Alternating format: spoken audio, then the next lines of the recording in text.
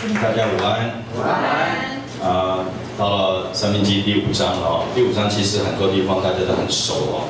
那刚刚美丽也讲得很清楚，所以我就借着第5章的这个重点，就是十诫，来跟大家分享一下。那十诫对我们到底有没有什么的关联？旧约里面的律法十诫跟我们新约里面有什么样子的帮助或者认识？所以这个点我今天要跟大家一起分享的。那在分享之前呢，我还是跟大家讲一下，就是《申命记》里面一共是摩西的3篇演讲，这个有大的概念有，你才能读到细的东西。如果你大的概念没有，你细的读起来就一个江湖一样，一团乱。就是3篇演讲。那这3篇演讲呢，就是第1篇从第1节到第4章第1章的第1节到第4章的43节，那边就是第1篇的演讲。第2篇的演讲呢，就是第4章的44节到28章。所以现在第5章讲的是第2篇的演讲，你看有点不一样的。那第3篇的演讲呢，就是29、30、31、32、33。你的最后34章就讲到摩西归天。所以他讲了3篇演讲以后呢，神就叫他领走。所以这3篇演讲一共讲了多少日啊？10天。这个概念有，那你读，其实创世纪、利未记、出埃及记、利未记、民数记、申命记，这个概念一定要有。如果没有这个概念，你读不出来。所以读创世纪一共50章，我们要读到几个人啊？8个人。对，你这8个人要熟，而且这8个人从后面圣经里面一直出现，所以你这8个人历史你熟的话，你后面圣经会很熟。所以你这8个人弄清楚，我们就要背一下这8个人，好不好？亚当、亚伯、以诺、挪亚、亚伯拉罕、以撒、雅各、约瑟。好，8个人，对不对？以后呢，就是我们等一下有人问我说，什么叫做妄称耶和华的名？我们讲笑话有没有妄称耶和华的名？我们这个有时候常常讲，老外常讲 Oh my Jesus， 对不对？有没有听到这样的？中国人讲啊耶稣，对不对？等一下我跟大家讲这种细节我跟你讲，你追求到一个程度以后啊，有些东西就要被雕塑。一个婴孩，父母对他没有什么要求，晚上不要吵就好了，对不对？他没有要求。但他长大一点以后，不单是晚上不要吵，他还希望他帮他做点家事。但他再长大一点以后，不单是晚上不要吵，帮他做点家事，还可以赚点钱。你们再长大一点的时候，不单是晚上不要吵，帮他做点家事，出去赚点钱，还可以照顾他。基督徒生命也是一样，生命都要upgrade。所以为什么生命没有upgrade，你就被世界就吃掉？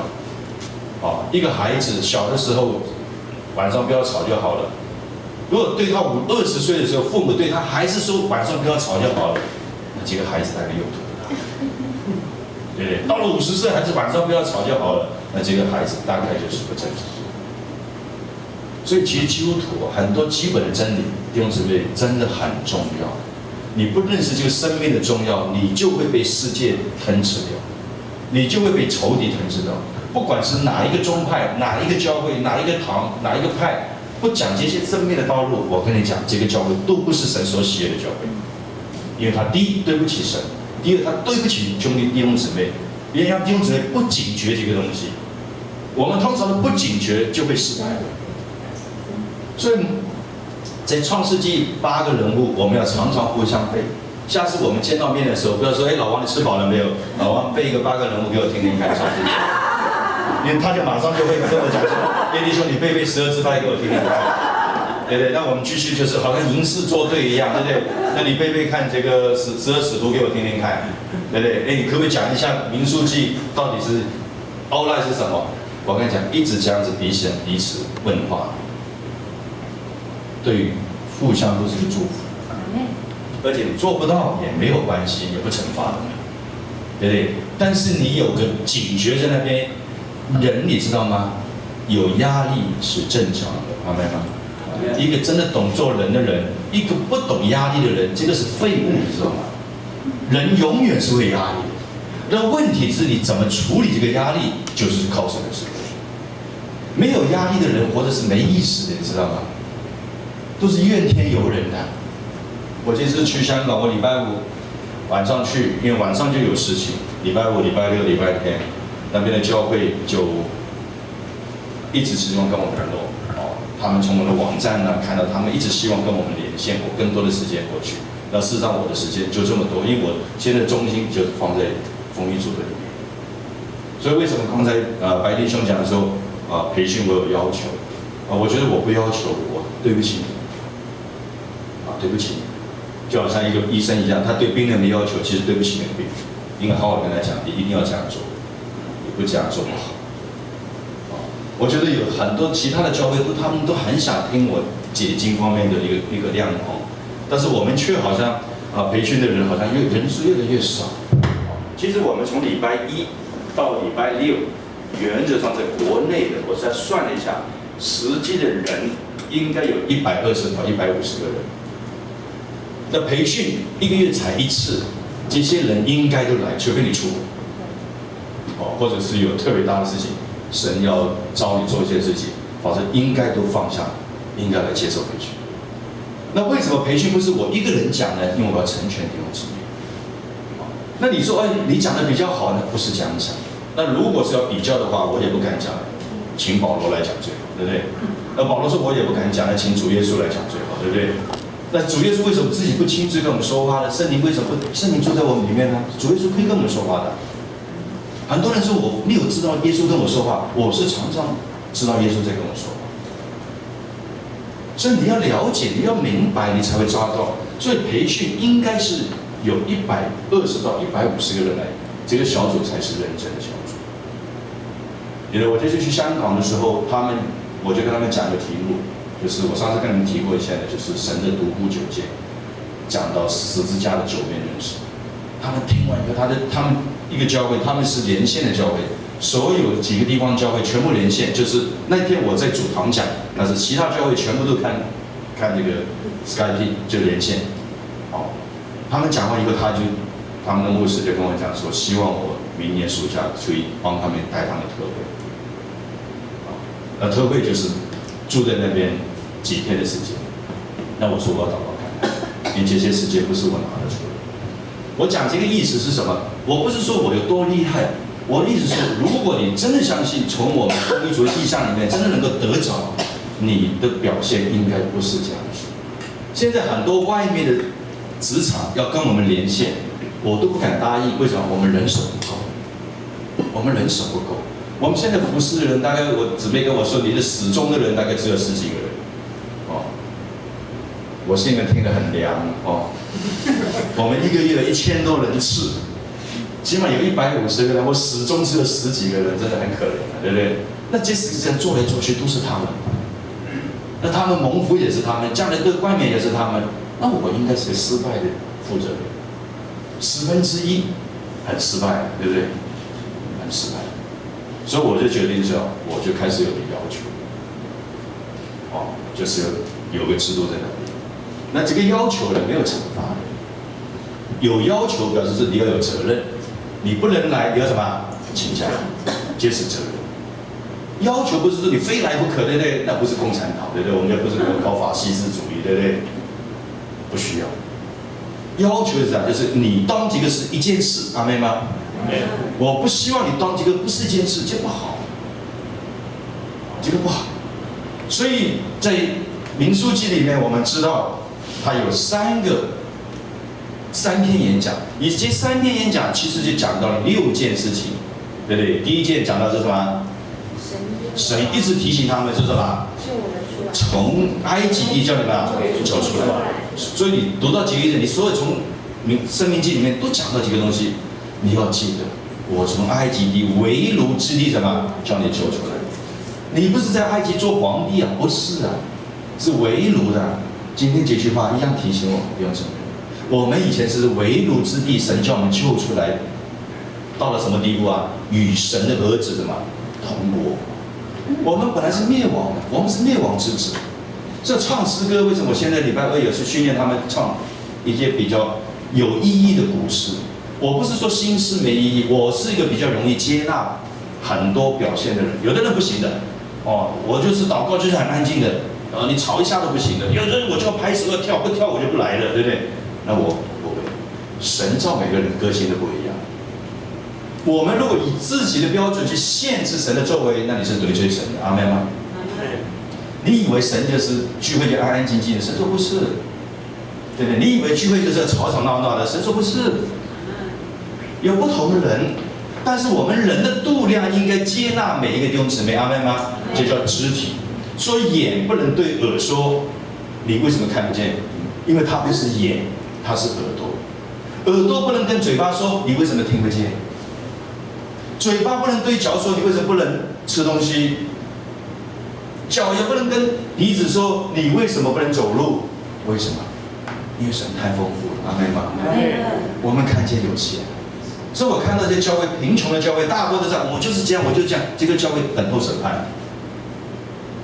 启示录七本书写给亚细亚的7个教会，只有2个教会神是称赞，5个教会神都什么都审判都警告，只有斯美拿教会神称赞他，只有腓拉铁非教会神称赞他，其他5个教会神都责备。为什么？我们没有看见神的荣耀，我们用有限的眼光辖制住神的。所以我做一个负责，我就要建议大家，你的心胸要什么扩大一点。所以有人说，哎呀，不要讲笑话，我说无所谓，对不对？神给白弟兄有这么好的恩赐，就让他讲讲笑话，对不对？那我有跟大家谈，当然有学习嘛，对，有些笑话要注意，对不对？不要有的灰色的地带，免得让人跌倒。你不会让我跌倒。对不对？我最近有个牧师传了一个笑话给我看，这个牧师以前是他一个小教会，他常常传点笑话给我听。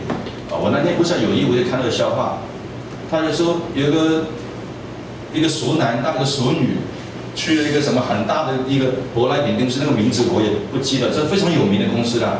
那个熟女就选了个包包，35万，那个熟男马上拿出支票簿就签了，就交给那个售货员，那售货员一看，那个熟男跟他讲：“你怀疑是空头支票是不是啊？”他说：“没关系，今天是礼拜6放假，你礼拜1去银行兑到有钱，皮包再送到我的女朋友那边去。”这个觉得很有道理嘛，对不对？见钱再送货嘛。那个女生一看到，哇，这个男生真不错，对不对？认识我没有多久就这么大方。当然了，人家看支票兑现才行嘛，那女生就很高兴，对不对？那第2天，那个男生那个售货员就去银行了，一对当然是空头支票了，那他就很生气，打电话给打那个人了。那人说：“你有什么好生气的？你有没有亏本啊？你的皮包我也没拿走啊，你也不用送啊，对不对？但是我们该得的都得了，对不对？因为那个女生也被骗了，对不对？礼拜6就被骗了，对不对？那他写了几个红色的字啊，就叫失身啊。那我就想，牧师怎么可以写这种字啊？对不对？因为他下面是解释啊，解释什么呢？这个世界上不要看外在的，不要听贪心的。后面的解释就符合什么真的。那前面的笑话呢，就是牧师怎么讲这种笑话呢？我开始心里面也有点什么不太舒服。但是我就心里面想了，每个人成长的角度不一样。我不能以我的角度去批评他的角度嘛，可能他对神的认识没有我这么深，就好像我对网络的东西我很浅嘛，对不对？如果你要求我的网络知识跟维俊一样厉害，那我就惨了。你了解我在讲什么吗？我们要彼此接纳，彼此勉励。每个人个性不一样的，这才精彩。阿们吗？这是神的伟大，这是神的伟大。所以我们要知道。彼此的时候，我们有些东西必须要问。我们创世纪创出黎明生快要读完了，不要读到搞到最后，坐在那边这么多天还搞不清楚。你起码要知道创世纪8个人物在讲什么事情，你起码知道，对不对？不要创世纪8个人物，你加得进去，那大卫、所罗门都加进去，那就真的是很惨了，对不对？你不会了，对不对？也不能叫摩西加进去，摩西没有出现那个时候。对不对？那你出埃及记，你要知道讲什么。出埃及记写出埃及记，大概就是用了多少时间啊？1年的时间。出埃及记讲什么？出埃及啊，讲什么？神在以色列人出埃及，拣选摩西的呼召，出埃及记分3段，从1到19节，讲到他们出埃及，包括实在在里面。20章是一个关键的 key point， 那个时候颁布律法，所以出埃及记20章颁布律法，你的概念很清楚，你一生气，这些事情我也不会说昨天要准备了，我就忙得不得了，没有，我这个进到脑里面就很难，大的东西你就很难忘记掉，你只要抓那个点，全部一串就出来。那如果你看细的东西，你就一团浆糊，你就很乱。从20章开始就讲到律法、律例典章，所以十诫20章开始，出埃及记20章很重要，你要记到那个重要章。所以20章讲到十诫，其实十诫是一个明显的宪法，后面还有律例典章，一共有613条。所以从20章开始讲到后面，就讲到613条的内容的分析，怎么建会幕，对不对？好，那你会幕要知道，有外院。有圣殿，有至圣所，那里面有6个物祭，你要了解吧，对不对？祭会幕，因为会幕里面服侍的是什么人？利未人跟祭司不一样，那祭司他穿的衣服是什么？那很重要，不是重要那个穿的衣服，祭司所有衣服，从冠冕、胸牌、以弗得、腰带、外袍、内袍，这些都代表新约里面的真理，每一个都代表真理。如果你不了解，你就会觉得旧约跟新约有什么关系？因为你不了解，当然有关系了。所以出埃及记你了解以后，你就知道利未记，有了会幕，有了祭司，不是白给人家看的，主要是要什么？献祭。祭要献给谁啊？献给神。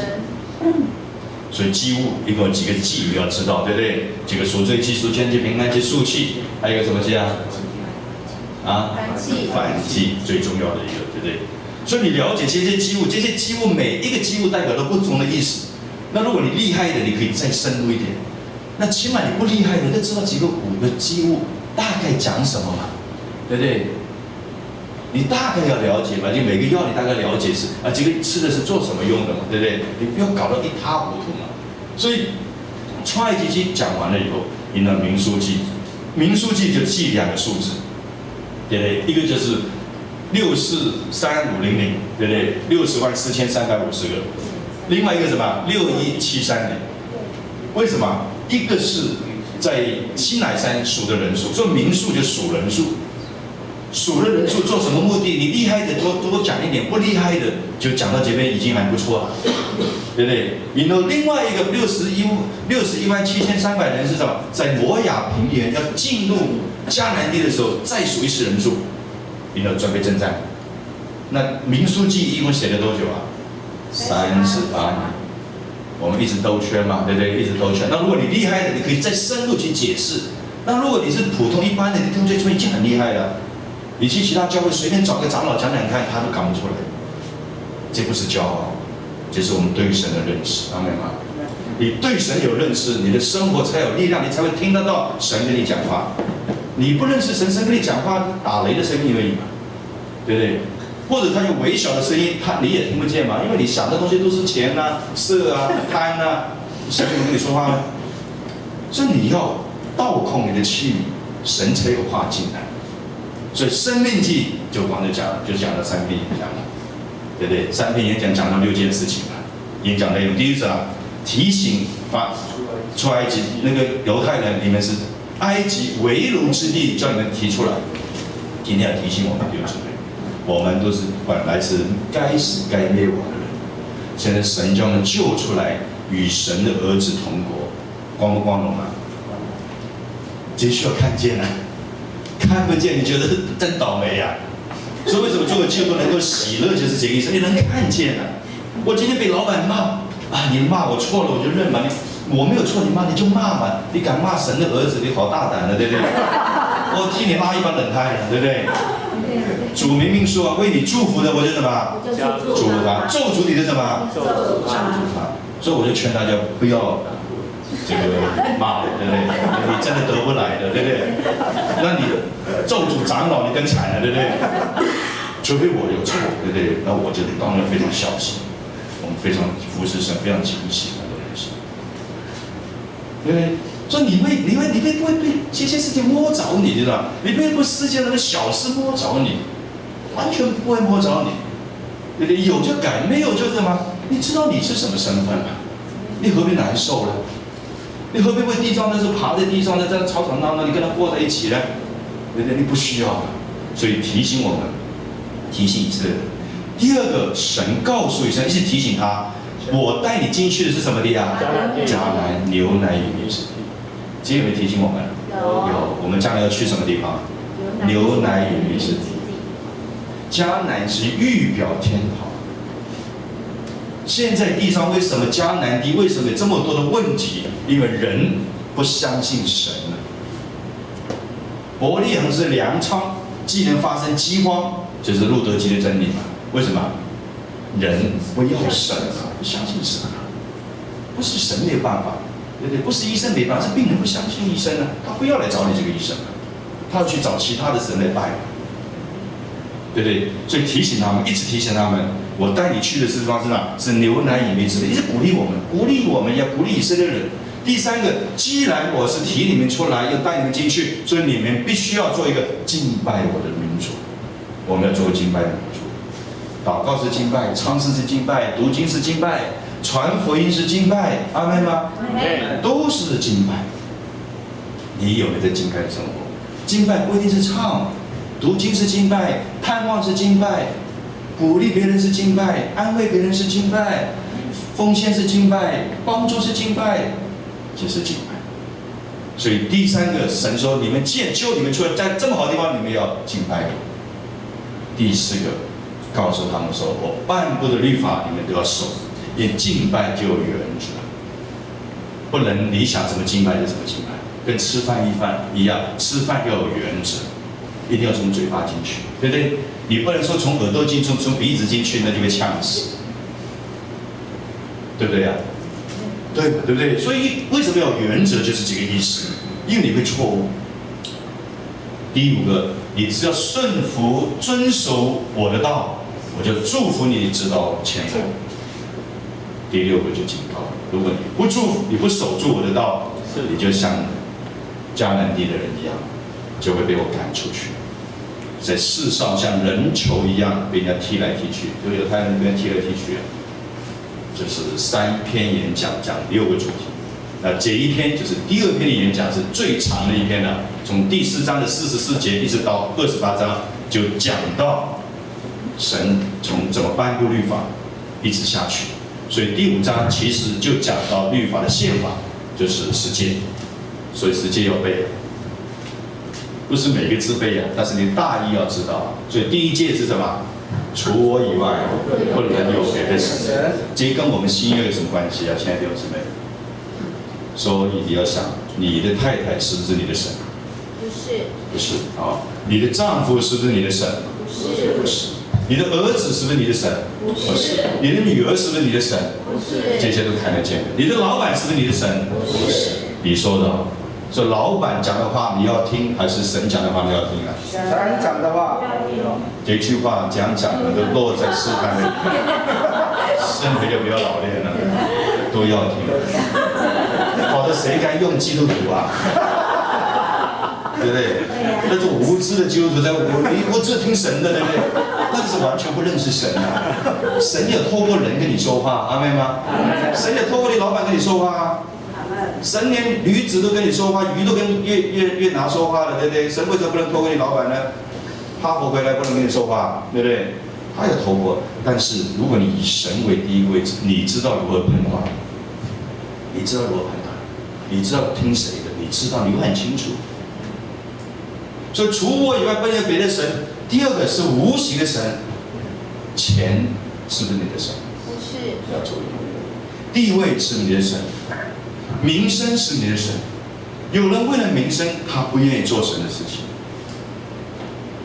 有人为了地位，他不愿意为神做事情。那我们不需要跟人家硬干的，你知道吗？我们可以什么？从神那个指，你做了神的事情，让对方也感受到神的伟大，他接纳神，你才是智慧。你要吵人家，跟人家翻脸的都有一样，对不对？那不是神的做事原则。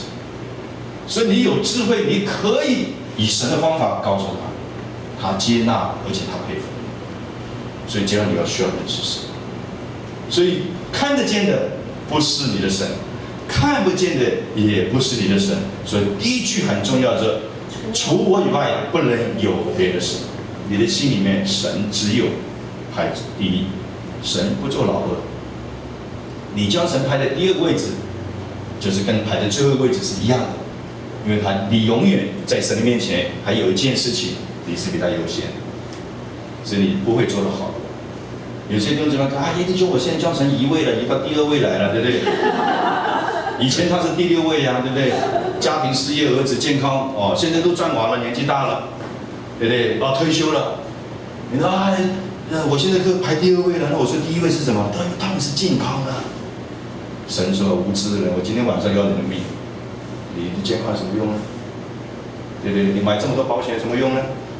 你找这么多医生朋友有什么用呢？这样子啊，你永远要将神放在第一个位置，这是蒙福的主要环境。这是蒙福主要环境。所以除我以外不能有别的神，这个概念大家要有。哦，不是看得见的拜的，我们大部分都不会去做这个事情的。但是心里面的神不一定，对不对？这个有人喜欢政治的，我以前认识个师母，哇，他听到人家批评马英九啊，他就两光的。我说师母你要注意，马英九变成你的神，他是有学习的人。他说别人让我错，我说你不用跟我道歉啊，你跟神道歉啊。你多久将马英九放在你的心目中是神？那有些人跟我相反，就你骂陈水扁他就两光的，你就当陈水扁是神。对不对？现在推行这个法案的人，2个女生呢，立法委员呢，民进党的长老会，所以人家说你基督徒紧张什么？他们推广这些同性恋就是基督徒啊！神撒旦就用自己以为说是神的人来打你巴掌，所以主耶稣警告我们，将来在末世的时候，不是说我奉你名赶鬼，我奉你讲道，我奉你的名，神说我根本不认识你啊，你知道吗？因为你所做的事情，神根本不认识你，所以你不要夸个基督徒就是得永生，那你错了，这个大错特错了。这版本圣经在家里就是睡得着觉得永生，你完全错误啊！生命需要经历，生命需要才能。所以谁是你的神？第一个法律很重要。第二个是什么？不能什么？为自己创造地上无论空中的飞的、海里游的，或者地上一切牲畜，你不能做成什么来祭拜我偶像，因为神是个灵，所以你不能做任何的东西。所以你根据这个真理，你就知道天主教是什么样的光景，对不对？这么多的排列组合，对不对？从彼得一起排，这彼得真的很冤枉。彼得从来就没有享受教皇，对不对？我小孩他们去梵蒂冈，圣彼得大教堂，彼得是第1号的什么教皇，第1任教皇。好在他彼得升天了以后，如果彼得在地上做第1任教皇，我想彼得现在就不晓得在哪里哀哭切齿，对不对？彼得死了以后，人要封他做教皇，彼得没办法，对不对？就要你拜。所以彼得被供在这个天主教里面就掰了，对，都就神的事情，这就是偶像。所以雕塑偶像是看得见的、看不见的。我们看得见的大概很少了，不太敢。但是看不见的 image 我们要知道，明白吗？我们有没有觉得？所以我不是你们的偶像，对，我是你们的弟兄。只不过我比较神有托付，你们顺服我，就顺服神的权。对，结果不是你们的偶像。所以第3个是什么？不可妄称耶和华的名。所以我们不能找神开玩笑要非常小心。啊，你找牧师开玩笑还情有可原，对不对？你找神开玩笑，有很多东西要非常注意。以色列人就是不了解、不接受新约，所以他们将这句话矫枉过正，一念到神的事情就点头。所以你看到犹太人在念圣经，对不对？为什么？太多的耶和华也是又不能讲，神也不能讲，对不对？都不能讲，凡跟神有关系的字都不能讲，不能妄称他的名。他不晓得，你在读经的时候就不叫妄称了，对不对？就是尊重啊，对不对？你跟你儿子讲，你不能妄称爸爸的名哦，不能打爸爸的名号哦。那你回到家都不敢讲的，很奇怪，看到爸爸就，对不对？饿了没有？上班了没有？骑兵应该是爸爸，你上班了没有？你饿了没有？不敢叫爸爸两个字，当然是不对嘛，对不对？所以妄称是什么意思啊？我们找神的名号来开玩笑。所以很多人说哦 ，Jesus，Oh my God， 对不对？你看，是不是开玩笑啊？开玩笑，就不注意的开玩笑。神喜不喜欢？你不注意人家开你玩笑，你喜不喜欢？你也不喜欢，对不对？那神怎么会喜欢？神很清楚告诉你，我是记什么？记邪的事。神没有说我是烂好人，你怎么开玩笑都没关系。神有没有这样说啊？没有。神说你这方面要小心，我是记邪的事。除我以外，不能有别的神，不能雕刻偶像，不能妄称耶和华的名。第4个点，当守什么？安息日。安息日这个字开始出现的是创世纪第2章。第1章后面写到一点，第2章开始写到一点，就是当神6日的工作做完以后，圣经说神卸了一切的工作，就什么安息了。所以安息对神来讲跟对人来讲不一样，对于神来讲是一切的事情都什么做好了，做完了。所以神现在需不需要去补救啊？不需要。很多人不了解这个真理，以为说神，哎呀，星星挂错位置了，现在去移一个位置，对不对？月亮太高了，拉低一点点，做错了没有？神说我已经做完了，全部宇宙该有的东西、该没有的东西、该有的都有了，该没有的也不会再有了。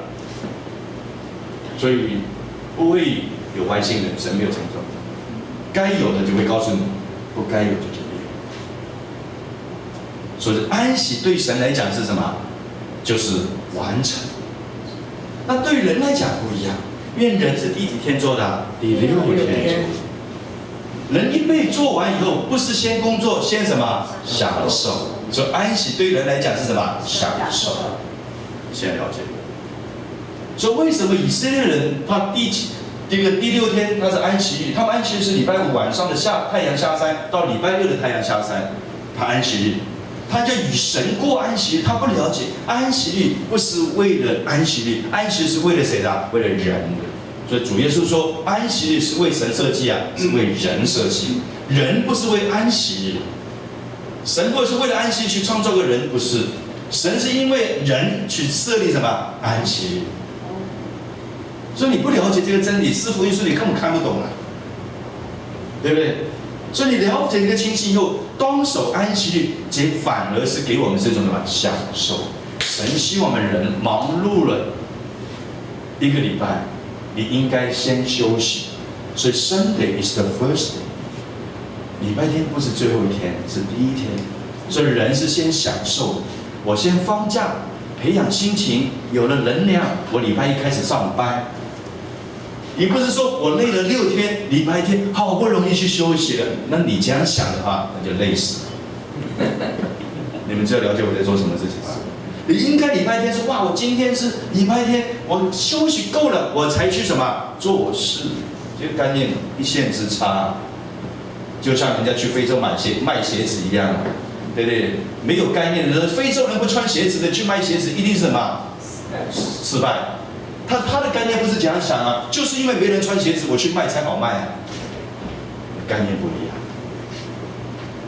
所以安息日对我们来讲，现在礼拜天我们不叫做安息日，我们叫做主日。所以礼拜天你来敬拜神，你礼拜1、礼拜2、礼拜3、礼拜4、礼拜5、礼拜6，你才有能力，对吗？否则礼拜天你有这睡觉或者是混，你礼拜1、礼拜2、礼拜天，礼拜3你就垮掉了。所以礼拜天要来敬畏神。第5个4个都讲到神的关系，第5个讲到什么？人的关系，当孝敬父母。所以这个是非常重要的，让你的祷告神听，让你在世长寿，让你得到福主。最高的孝敬父母是将耶稣基督介绍给他的人，阿们吗？这是最高的孝顺。我以前举些例子，因为时间关系没办法举，对不对？有些人说等我，但是我这个不孝子啊，我这个没有办法了，我父母不会同意的，所以等他们100年，不是100年老合，100年归什么？100年以后嘛，对不对？100年老合是结婚的时候用的，知道吗？100年好合，100年之后我才来信耶稣，我信了你真是不孝顺。如果这个神是真的，你不但你自己信，你还要你的嘛父母信。我们说我们父母不可能，他不懂，他不识字，你以为你是识字？在人不行，在神凡事不行，你要信心。很多人说我父母年纪大了，那更要快点传啊，来日无多啊，对不对？你要怕什么呢？你要祷告神给你智慧啊，你不要用你的方法去传福音啊，让神给你智慧。神看重他的灵魂，比你看重你妈妈爸爸的还重要，阿们吗？他比你更紧张啊，因为他为你的父母定十字架，不是你啊。所以你根据神所愿的事情，你去求，这就是求神的国跟他的什么义，他一定会答应你，对不对？你求着给你一个这个190公分的王子的年收入50万美金的，那这种很难的，对不对？因为跟他的国跟他的义没什么关系嘛。但是你求人得救，一定会给你，你要相信。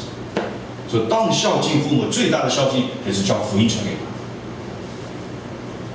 第7个，第6个，不可什么杀人。下面一个呢，不可奸淫。这下面一个不可偷盗。这下面第9个呢，不可做假见证害人。有个弟兄问我了，弟兄，我做假见证没有害人可不可以？对，人家给我2000，我就说你给我200。或者是做见证的时候，人家给你200，说他给我2万。我常常有这样的数字不是很正确，讲过了头。他说我没有害人啊，我说假的东西都会害人，阿们吗？有没有一个假药吃的越吃越好的？没有。你说我不会害死你，浪费我的钱呢，也是叫害我。我也跑去买假药，浪费我的时间呢，是不是？就假的东西都没有建造性，就尽量不要买。是就是，不是就不是，免得你们什么被你的话落在这个试探里。所以这个就根据这些圣经嘛，对不对？不要做假见证，是就是，不是就不是，对不对？然后下面一个就是保罗守不住的了，不可贪恋别人的妻子，不可贪恋的地产房子。前面1到9都有行动的，对不对？第10个是个意念，没有人守得住。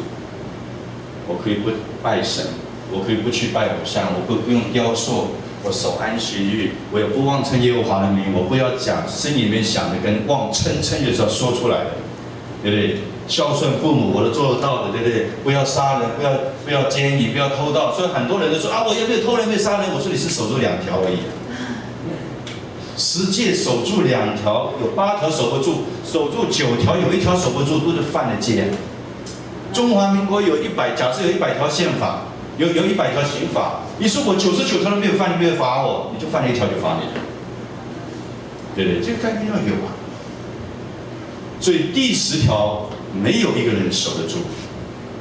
我们从心里会贪恋别人的东西，阿们吗？是没有人守得住。所以我们只有靠耶稣基督的宝血。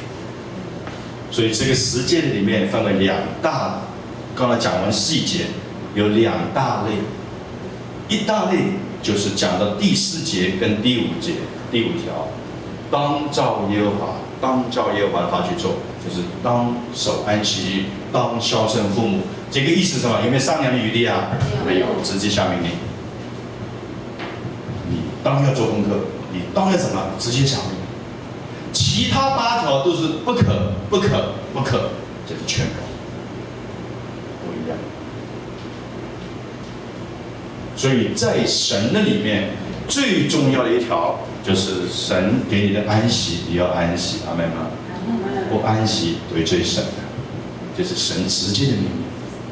你孝顺父母，所以中国人很了解，百姓以什么为先呢？孝为先嘛。在人类的里面，最重要一个判断就是以孝顺父母为这个判断。那这种人要非常的小心。有的父母说：“你孝顺我，你不要去耶稣嘛，对不对？你孝顺我，你应该听我的嘛。”那这个不知道少数，你有忘记，你应该将谁放到第一位啊？神放在第一位。所以主耶稣来到地上，有个青年的少年的官，就问他：“耶稣夫子，你有永生之道，我要跟随你。”夫子说：“好，那你跟随我吧。”那他要一答应了，他就讲一句话：“让我先埋葬我的家人。”那主耶稣讲了一句话：“让死人埋葬神，埋葬死人，你来跟随我。”什么意思啊？我们不认识神的人就是死人。所以妇产科有一句话讲啊，像小孩子出生的时候，那个人很可爱啊，每个人亲家人来呀，朋友来呀，那些实习医生啊，都喜欢乱讲话，对不对？跟着一谈去，哇，好可爱啊，好可爱啊，对不对？哇，这个人看起来鼻子这么高啊，哇，将来一定发财啊，对不对？哇，这个头这么大，将来一定做官啊，你看，这就迷信了。我们以前一个老教授讲的，你们讲的是废话，你怎么知道发财？怎么知道他做官？那大家听到这个老师这样讲，心里不服啊。那有个人就暗暗的发出一句话来啊，那我们会怎么讲？讲什么都不对。那老师最后就回到教室的时候就跟我们讲，只有一句话是对的，几个人会死，对不对？几个人会死，这句话才是对的。但是这句话在那个时候能讲吗？对，不能讲。所以真话没人喜欢听。人一出生，他的寿命是越来什么越少。你人生80岁，从出生那天开始就减1、减2、减3、减一直减至100的时。人生不是出生就像上树。我们认识神，到我们受洗那天开始，我们的生命是向上加，我们生命越来越丰富。义人的路就像凌晨晨明一样，越走越广。所以教圣很重要，守安息很重要。刚才我们可以看一下几张图片，好不好？就是我去香港的时候，这个就是香港地很贵，所以他们的房间打开，下来就是完全里面有这后面还一直剩下去的有，他们里面前面都是年轻人，都坐的第一排年轻人。我妈妈在那边，就是都是坐的第一排。我的年轻人，我就讲他就是这边很窄，我讲他转都要这样子转。如果我这样子转的碰就会撞到，不像我现在可以这么宽的地方。下一张，这个不同的角度，后面都还有，其他地方也有拍不到，因为他们算是蛮保守的。我弟弟在那边，蛮保守的一个教会，所以我拍照片和教会讲完，我经求他们同意，因为我是我们小组，跟你们蛮有跟你们有联系嘛。再看下一张，这个教会，这个是翻译的弟兄，伟成弟兄好，再看下一张。这是他们的长老，所以你看这个位置很小，对，就是小小的地方。他们这个是我讲的地方，但很多就是连线的地方。那我们再看下一个地方，今天要跟大家来讨论2件事情。第一件事情，先将这个可以放到片子出来。最近有一个大陆的一个神的伟大的仆人，叫林献高，羔羊的羔，献祭的献。这个弟兄8月3号主接走了，90岁。中国的教会的历史，我们必须要有点了解。很多人我上过，很多人问我说：“哎呀，我们教会不认识，我开个课讲了4堂课，准备的这么深，也没几个人来参加嘛，对不对？也没多少人了解嘛。说里面讲的话，我都有在做，但是真的有多少人真的愿意去听呢？对不对？很多人还是不了解。我说我就不讲了，你要上网去看，笔记都有。对不对？中国教会到最后，我们使徒时间、后使徒时间，然后古时教会、中期教会跟近代的教会里面，到近代20世纪的时候，中国开始有会所，就是尼托生弟兄受弟兄会的影响，他们有聚会，就是教会以使徒行传来做根据，不是以这个什么堂啊、什么派都不是，你在瑞安街瑞安街教会，你在明水路明水路教会，使徒行传在以弗所以弗所教会，在哥林多哥林多教会，以地方来做教会的名字才是标准的，不是以人或什么，就是你弟兄的看见。所以他们后来变成会所，聚会所，或者现在讲成教会。哦，教会就是原来圣经里面的 assembly。哦，圣经本来希腊文里面没有 church 这个字，它是有教会，就是神召集我们一起来聚会。哦，所以他们的字也是标准。所以民国开始有3个伟大的使徒，第一个就是尼托生弟兄、宋尚节弟兄，还有王明道弟兄。这3个弟兄都不同的背景。王明道弟兄是非常注重圣洁。所以这个弟兄在北京乌雅的时候，不管共产党来，不管是哪一个这个军阀来，他都仍然讲神的道，他不受影响，因为他非常的圣洁。你到共产党一进来的时候，共产党开始以后，他拿他一半饭都没有，但是最后还是叫他抓进去监狱里面，跟他太太一起抓进去，每天打，只要一个条件，你否认主名。就可以出去了。他经过一段时间都没有否认主名，有一次真的受不了，看到他太太受折磨，他痛苦受不了了，他自己受了一个，他太太看到受不了，他就说：“我否认主名。”共产党说：“你出去啊，没事啊。”出去的第2天他就进来，那不是出去了吗？进来干什么？你不是否认吗？他说：“是啊，我嘴巴否认，我心里面没办法否认。”他就住在我里面，所以他就坐在里面，一直关到。差不多80岁，75、80岁才出来，所以他死的时候也90多岁。这近代的事情。这些人鼓励我们弟兄姊妹，神国有勇士啊，阿们吗？这些人是世上不配有的人啊，他不配跟我们这种糟糕的人在一起的，他们太爱主了。另外一个宋尚节，对不对？他是第1个博士，我们现在很多博士都假的，对不对？他真的是法学博士啊。但是神对他的命运安排很奇怪，拿到博士以后，突然之间读圣经，读到人家以为他神经病，就关在监狱里面。那关在监狱里面以后，他更有时间读圣经，对不对？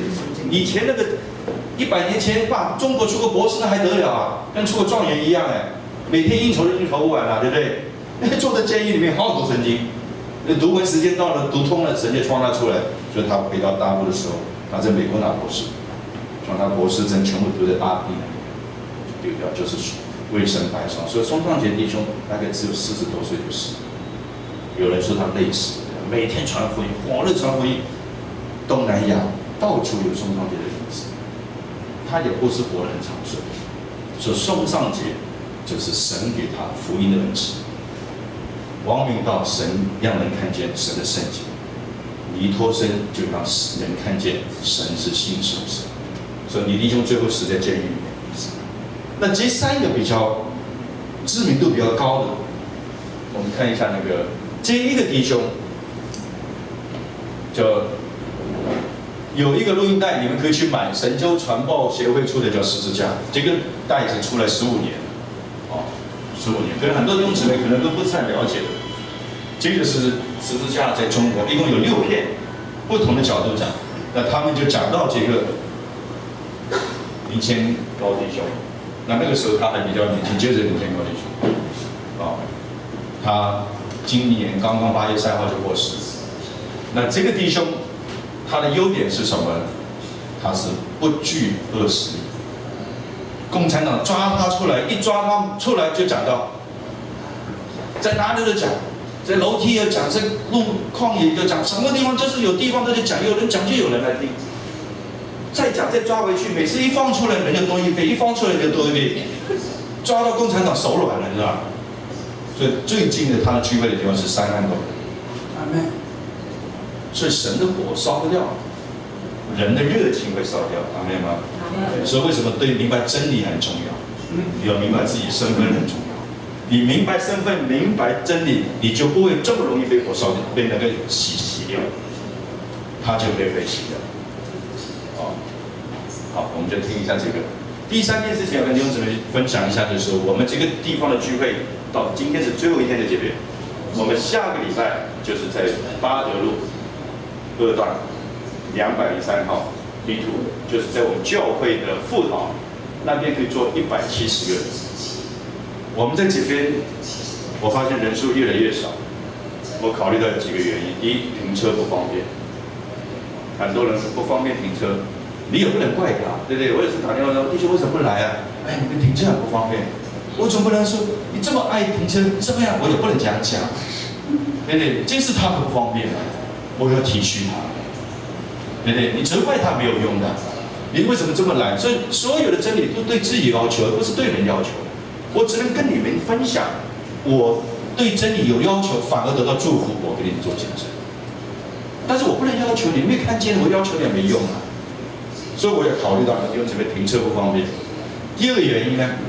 这个地方其实离开台北市有点路，有点远，所以我经过祷告，今天刚刚唱诗歌的时候，小白弟兄带我们唱嘿嘿嘿呀哟嘿嘿哟，对不对？你知道为什么嘿嘿要这样子吗？这个嘿嘿原来的意思是敬拜的意思，敬拜需要努力，阿们吗？所以每个动作，这首歌是以前一首诗歌里面改过来的。一首诗歌就是叫什么？我与你同在，你的感人，你的掌怒安慰我，对不对？就是这首诗歌配出来的，就是第一首台湾的短诗配合舞蹈的一首诗歌。你看我这么多年前的事情我都记得起来，因为这种东西经过你的脑筋，你会永远放在里面，不难的记的东西。所以就是追求，需要敬拜，需要努力。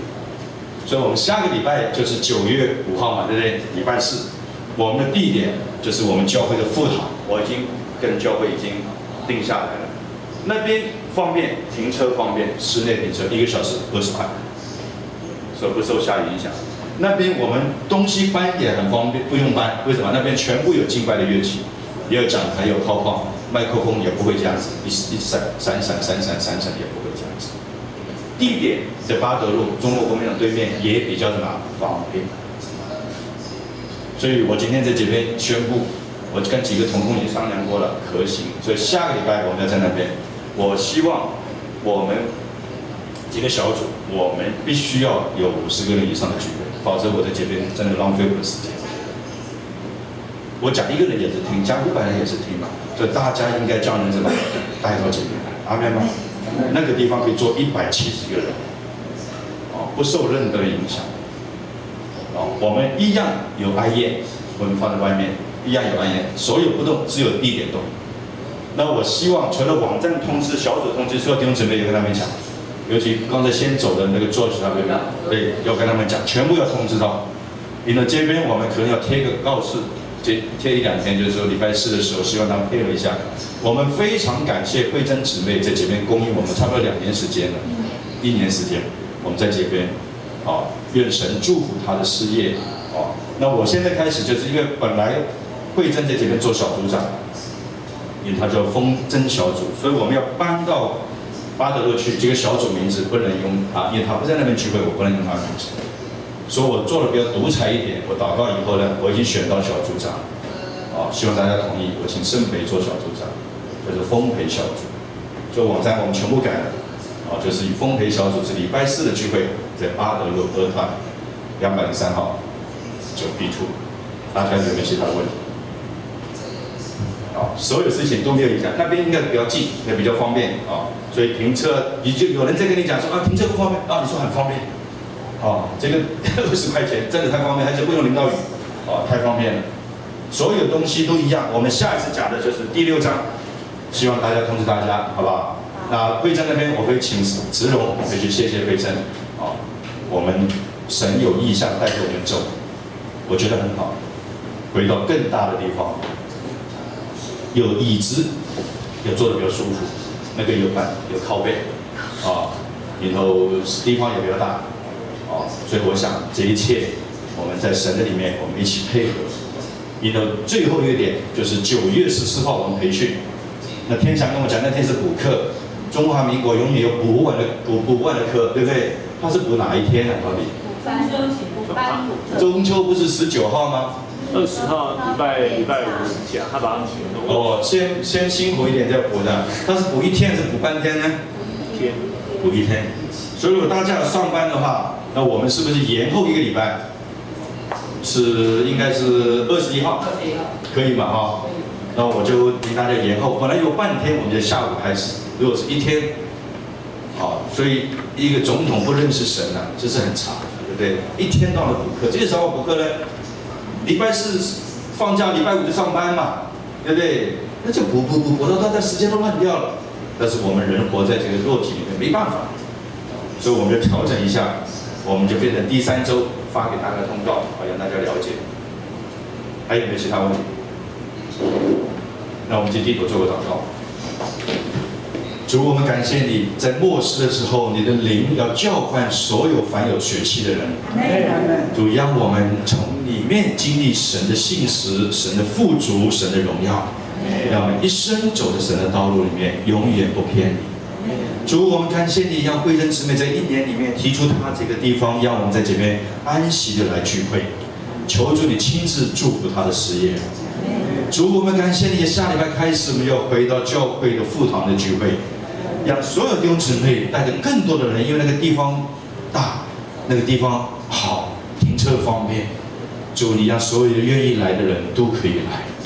我们继续将丰培小组交在主里面，你也祝福盛培，让他在这个小组长的职位上面，实在不但是没有压力，乃是经历神的恩典。主，我们只有感谢赞美你。我再次为慧珍姊妹来祝福，求主你看顾她的家、她的事业，还有她的身体。我们感谢你，奉耶稣基督的名。